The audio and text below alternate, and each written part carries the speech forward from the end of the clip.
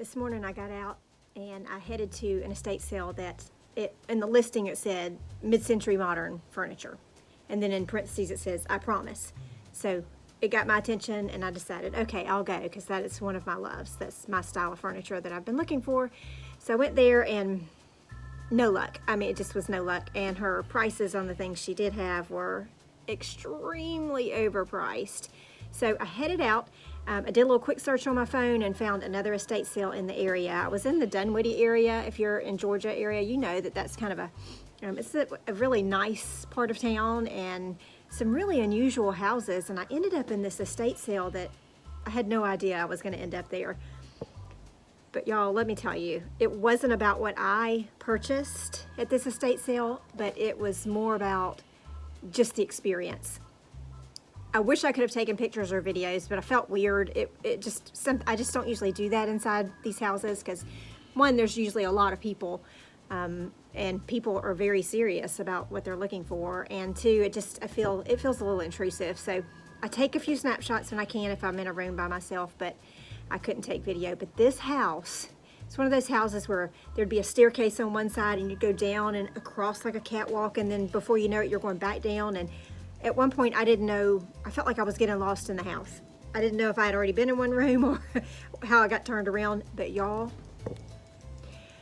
I don't know what the situation was, but from what I could gather, it looked like an older gentleman who had lived there forever by himself. I didn't see any signs of a female partner at all. There were no women's clothing, although there were things in that house that would lead you to believe maybe a woman had lived there. I couldn't figure it out.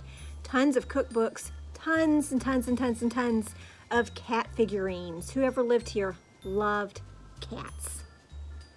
They were everywhere, from china, crystal, brass, plastic, you name it. If you could make a cat figurine out of it, they had it. Books, planters, everything were cats everywhere. It was just fascinating to me. And then as you meander through the rooms, there's books everywhere. Books. If I had to bet, easily 5,000 books. I've got some pictures that I'll show you in this video. Easily 5,000 books in that house. It was like being in a mini library. One room was set up really kind of dark and dark shelving and had chairs about. It's just the coolest thing. It was just, I couldn't stop looking. I stayed there for almost an hour just wandering and looking and thumbing through books. I did actually pick up for myself a couple of cookbooks. This one looks really neat. It's called Southern Sideboards, and I love these kind of cookbooks. It's a junior league cookbook from Jackson, Mississippi, which is really cool. Since I have family in that area, and that's where my parents are from, in Mississippi. Compilation cookbooks. And then the other one I bought was a southerly course.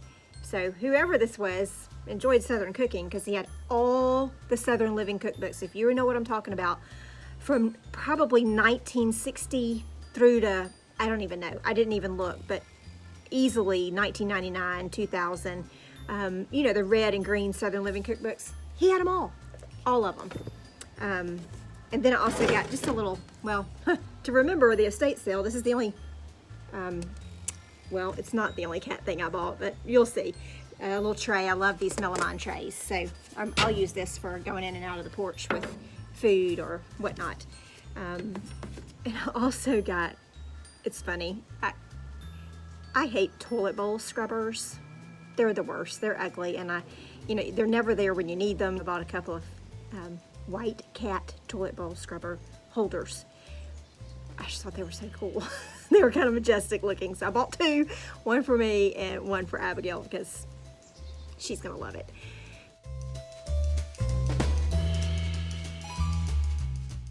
Anyway, I just wanted to share this estate sale with you because it was fascinating. So just because you don't buy anything doesn't mean it wasn't a good day. It was a great day. The collections that this person had, I want to say that this guy had, but I don't know if it was just a man. It was just incredible. It was a lifetime of collecting. And when I say a lifetime, I mean he had books from fiction books, coffee table books, cookbooks, mystery books, how-to books, you name it, he had it.